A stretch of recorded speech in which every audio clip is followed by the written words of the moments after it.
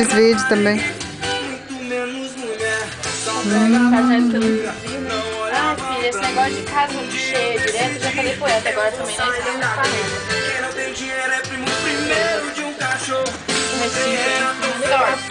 Aqui, nosso passeio de índio.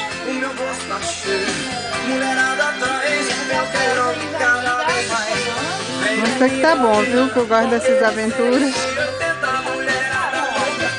Tem um rio. Hoje vamos almoçar os peixes desse rio. Que acabamos de tirar.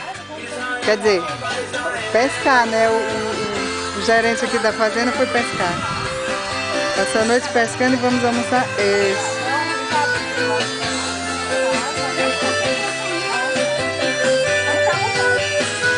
Oi, Eduardo.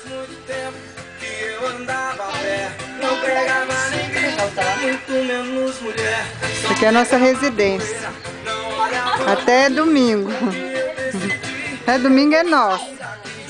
Nós que manda. Nem presta. Esse vídeo só presta se postar. Vai ter que pôr no coisa. Olha lá, os homens chegando da venda, foram comprar.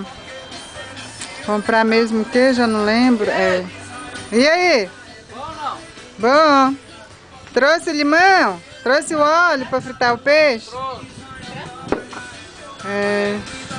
Ah, e o carvão, né? Porque esses churrasqueiros é assim, compraram tudo, menos o carvão. A carne, a churrasqueira já estava aqui. Organizaram tudo, mas esqueceram do carvão, tadinhos.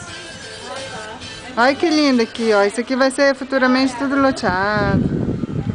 Olha o cão. Aqui tem 5 cão. 5 cachorros. Tem aqui um todo malhadinho.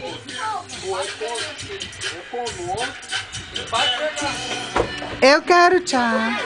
Eu quero tchau. Tchau, tchau. Pra bola, tô? R$1 a bola.